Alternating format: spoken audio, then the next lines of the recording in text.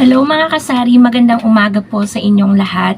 So for today's video guys, tayo ay magpa-price update ng mga items na nag-adjust ako sa aking bentahan lately. Ito yung mga items na na-update ko naman kayo or doon na lang sa ibang hindi nakakaalam or hindi nakapanood ng vlog ko na nagtaas ako dito sa mga items na to dahil nagkaroon din po ng price increase sa puhunan ng mga items na ipapakita ko sa inyo ngayon. So higop muna ako guys ng mainit na kape kasi medyo malat pa ako para mawala. Ayan. Dapat guys, itong vlog na to kahapon pa. Kaso magbablog ako, mag-aalas 5 na ng hapon. Tuloy-tuloy na yung dating ng customer. So, I think hindi ko siya maiba-vlog ng maayos. Kaya sabi ko ngayong umaga na lang na wala pa masyadong bumibili. Wala din kasing pasok guys ngayon ng mga estudyante. Kasi dahil sa bagyo. Signal number 2 pa rin ata ang Cavite. So, mag-start tayo guys dito sa liquid seasoning. Before, bentahan ko lang po nito is 63 pesos. Ngayon po ay 65 pesos na dahil nag-adjust po tayo. Dahil po tumaas siya.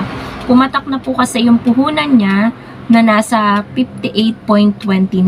So, nag-add po ako dito dahil medyo malaki po, 'di ba, ang puhunan. Nag-add po ako dito ng 10% na patong.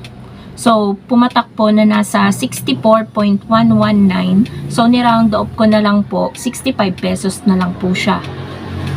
So, bali yung tubo po natin dito is nasa 6 point something, magsa 7, ganon. Next item is yung breadcrumbs. Ayun siya guys, yung pinakadulo. Yung maliit na size, Good Life yung size niya. Hindi ko na tinanggal doon. Before kasi bentahan ko niyan, 20 pesos lang yung isang balot na yan. Nakita ko, 17.95 na yung kanyang puhunan. So, halos 18 pesos na. So, sabi ko, magtataas pa to kasi maki-Christmas. Mabenta din kasi yan mga kasari kapag maki-Christmas tsaka bagong taon. So, sabi ko, gawin ko na lang 22 yung bentahan ko. So, 22 na siya dito sa tindahan ko. So, kung 22 yung bentahan ko, puhunan niya 17.95, halos 18 na, 'di ba?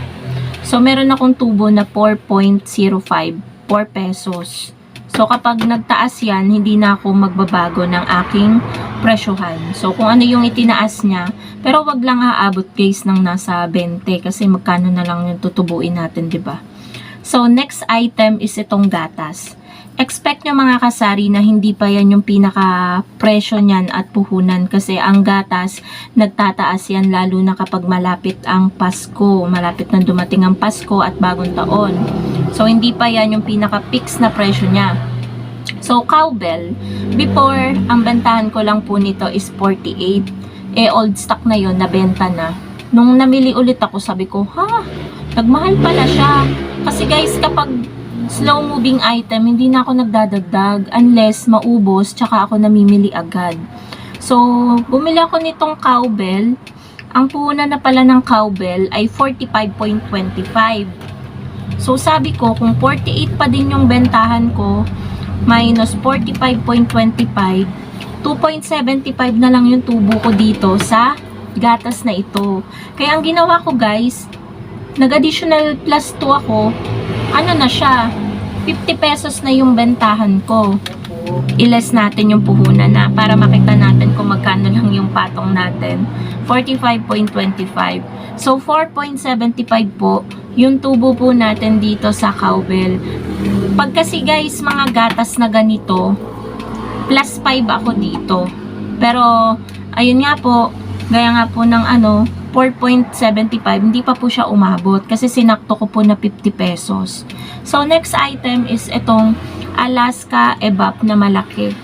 360 ml. So, ito mga kasari, before, bentahan ko lang is 38. So, ngayon 40. Nag-plus 2. Plus 2 din ako. Kasi guys, ang puhunan na ng Alaska Evap, 35 point something. May point siya eh. So, sabi ko, kung 38, magkano na lang din? Halos 2 pesos na lang din yung tubo ko. So, sabi ko, mag-adjust ako 40. Kasi naman, before, wala ako nito, bumibili yung pamangkin ko. Bumili siya sa ibang tindahan. Ang bili niya, 40. So, sabi ko, ay, gawin ko na lang din 40. So, ayun. 40 na to guys. Nag-adjust ako ng aking presyohan, yung bentahan ko. Kasi kung di tayo mag-a-adjust, masyado nang maliit yung tinutubo natin, kada items. Kasi nga, patuloy yung pagtaas ng mga bilihin. So, next item is ito. Mabenta pa naman to guys dito sa tindahan ko. Tide powder and then Ariel powder. So, ito, before nasa 13 point something yung puhunan niya kada isang ganito. So, 16 pesos lang po yung bentahan ko. Pero nung nakita ko guys yung resibo, always naman akong nag-check ng resibo. Kaya nga sabi ko sa inyo mga kasari, bawat pamili nyo, bawat delivery, i-check nyo lagi, always. Diba, lagi na, always pa. Yung inyong mga resibo. So, pag-check ko, 14.50 na po yung kanyang puhunan. So, magkano na lang? 150 na lang tutubuin ko. So, sabi ko, mag-adjust ako, gawin ko ng 17. So, ayun, 17 na, meron akong 250 na tubo sa isang powder ng Tide at Ariel. Mahal kasi guys ang puhunan. Eh, nakikita ko din naman pag nag-haul yung iba nating kasari, 17 na, sa kanila ito. Yung sa iba pa nga 18 pesos eh. So, sa atin 17. So, next item guys is itong sa ating Sunrocks. Yan. Check nyo guys. Talagang ang mga Sunrocks ngayon, lahat ng kulay nagsisitaasan. Kahit sentimo lang yan, malimit magtaas ang Sunrocks ngayon. So, ito. Sunrocks Lemon na 250 ml. Before, bentahan ko lang nito is 17, 18, 19. Naging ganyan yung presyo.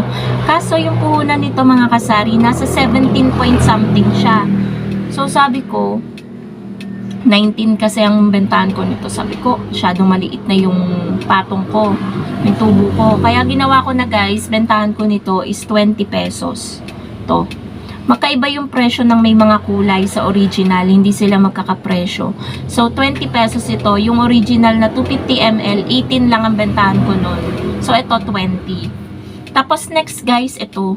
Kapag may bumibili sa akin nito, minsan binabayad 25 pesos. Minsan akala nila 20 pesos lang ito.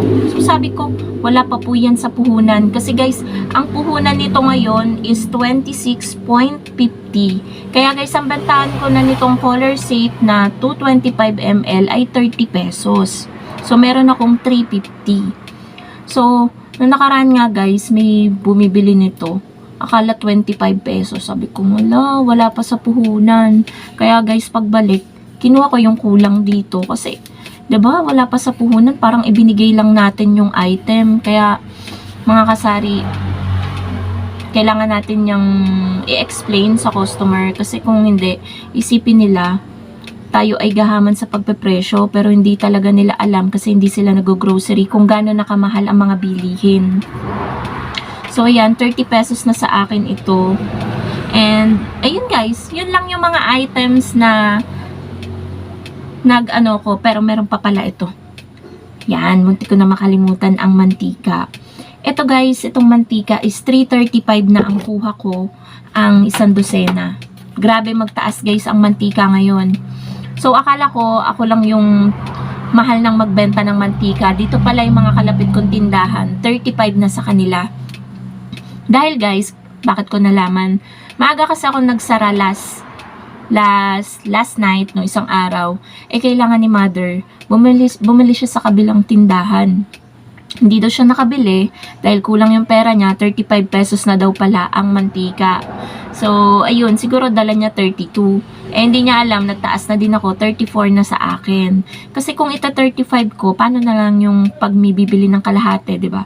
Doon na lang tayo sa mabilis nating makakalahati. So, kalahati ng 34, 17. So, 34 na to guys sa akin.